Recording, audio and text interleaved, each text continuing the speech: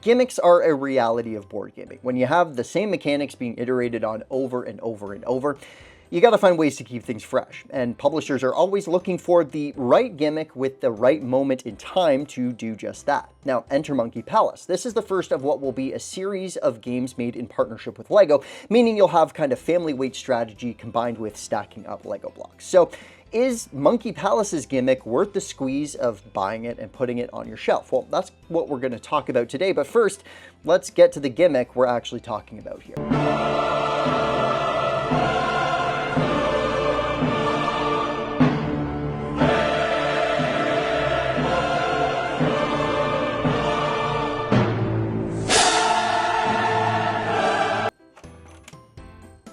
There it is.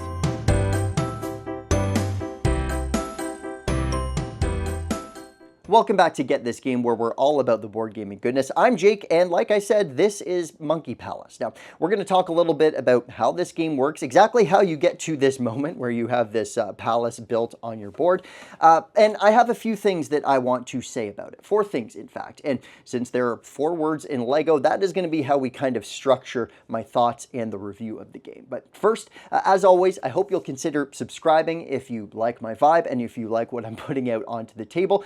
Turn on notifications, give this video a like, and of course, please do leave a comment. Do gimmicks need to belong in board games? Specifically, the LEGO gimmick. Does it work? And do you think there's stock in it and we should see more of it? We're going to get to all of that, but first, let's talk a little bit about how Monkey Palace works. In Monkey Palace, you'll start off with a few basic LEGO shapes, and there will be some out on the board as well to get you started. On your turn, you're going to use your shapes to build up slowly increasing sizes of staircases, trying to climb higher and higher to ultimately get more buying power. You'll use this buying power to purchase new cards that will not only be worth a certain number of points at the end of the game, but they'll also be how you drive your income. At the end of your turn, you'll look at all of your cards, the different bricks that are printed on them, and take those corresponding bricks, setting yourself up to build hopefully an even higher staircase next turn. Play will continue around the table as you and your friends will kind of build off of each other's staircases, potentially adding some decorations if you get a high enough brick set, and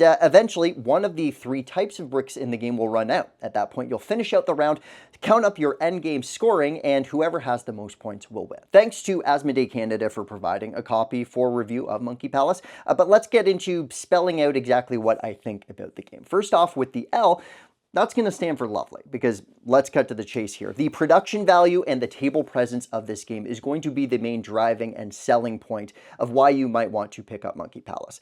There's something really cool about being able to work collectively together, but also competitively, building up this kind of 3D puzzle, and finding a gamified way of doing that is also going to be pretty satisfying. And I'll get to that in a little bit later. But quite frankly, we're dealing with really high production quality here. We are, of course, talking about LEGO, so they always bring very high quality pieces, and just the tactile nature of this game is, of course, probably going to be one of the big reasons that you're going to be purchasing it, and from that perspective, 10 out of 10. With that said, the E here is going to stand for expensive. Of course, expensive being a relative term in terms of how much you're willing to pay for something like Monkey Palace. No doubt here that the production value is high, and the fact that you do have a ton of different LEGO pieces here is going to feed into that price. From what I've seen across the board, I'm generally finding that LEGO Monkey Palace is going to come in at about $40 USD in terms of its retail value and how much you'll have to pay. And I think you do have to, as we go through the rest of this review, decide whether that $40 price tag equates to just how much game is found in the box. Yes, of course, the production quality is going to be great, and you are getting a ton of different LEGO pieces in there, but that is going to kind of feed into the ultimate value and what it's going to take for you to pick up this game. The G in LEGO stands for gamer approved, because as much as I've talked about the production value and the gimmick in this game, I'm happy to report that there is genuinely a game in here. You aren't just necessarily simply stacking up bricks. There's not necessarily always going to be the most obvious move based on the number of bricks that you have. There's a few other elements in here that I haven't necessarily gotten into in the game.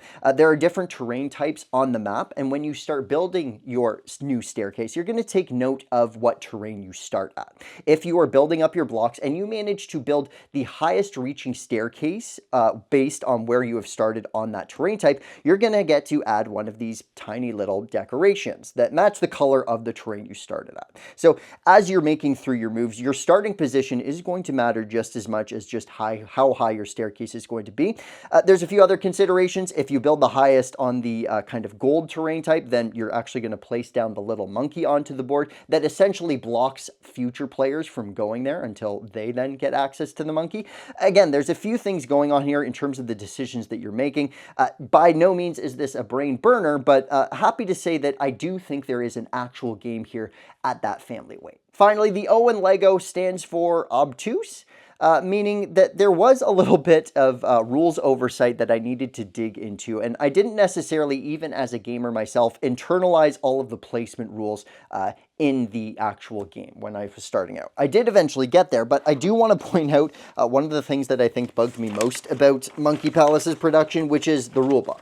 There are no staples in here, and it just kind of all falls apart, and you do have to keep track of just where you're putting everything. So publishers, if you're out there, don't do this anymore. Just pay the extra little bit to actually staple your game together. Now, what I wanted to draw your attention to is the list of actual placement rules and kind of specifics that you have to follow when building your staircase. Some of these are going to be straightforward, but I did find myself having to read over and try and just figure out what they were trying to say with some of these placement rules. There are a few things to keep in mind there. Now, again, I am a gamer. Am I able to have the kind of stomach for more complicated or just like kind of obtuse rules like this? Sure, I probably am, but is every family that this game is targeted to going to have that same level of tolerance for fiddly rules?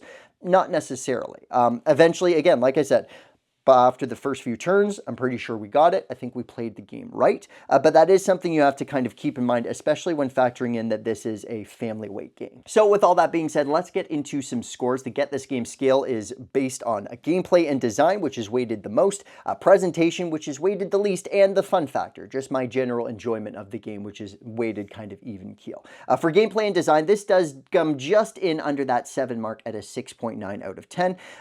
Beyond the kind of novelty of building out the blocks, certainly there's not really anything new here in terms of what would be considered a kind of 3D tile laying game, sort of. Granted, I think it's really innovative that they took a kind of a brick building and Lego building game and actually turned it into a game that has some meat to it to a certain extent. But again, you're not necessarily doing anything differently. You are putting down staircases to get a certain amount of buying power. You're using that buying power to take cards that will generate income and points for you at the end of the game. A lot of stuff that we have certainly heard about before. That combined with a little bit of obtuseness on the rule set and just some of the fiddly kind of placement stipulations that you have there, still pretty decently solid, but just under that kind of formal recommendation of a 7, it'll be a 6.9. For presentation, no surprises here. It gets an 8.4 out of 10. Honestly, probably would have been much higher, but I do factor in art into my kind of presentation evaluation. The art here is nothing special. There's a few pieces of art depicted on the different cards, but those really kind of just look like actual Lego pieces, or the monkey just being kind of Lego stylized, for lack of a better word. Other than that, I thought the storage solution was pretty good. Nothing too spectacular or over to the top. I suspect that is to kind of keep the cost down, and needless to say, the actual component quality is Lego quality, which means that would be full marks there. So overall for presentation, still very, very strong at 8.4 out of 10. Finally, the fun factor, how I felt playing it. This is pretty solid. It gets a 7.4 out of 10. While I don't think there's necessarily as many aha moments, you are kind of just playing out those staircases. Generally, you are going to be progressively getting better and higher staircases throughout. But what I am happy to report is there is actually a ton of interaction in this game. You are going to be blocking your opponent. You are going to be getting in their way. And for that reason, if that is that type of game that you're looking for, I'm happy to report there is plenty of this. Where this kind of dips for me is the replay value.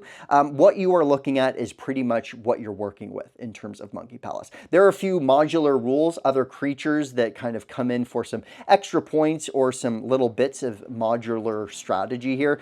Nothing too crazy though. I think what you're going to get is is what you're going to get with Monkey Palace. The replayability here, I think, is going to be pretty low. But still, had a good time with it for the plays I did get in, so 7.4. So again, after factoring in all the scores with gameplay and design being weighted higher, presentation being weighted lower, Monkey Palace is going to get a final score of 7.3 out of 10. I am going to recommend this as something that families, I think, could have a lot of fun with.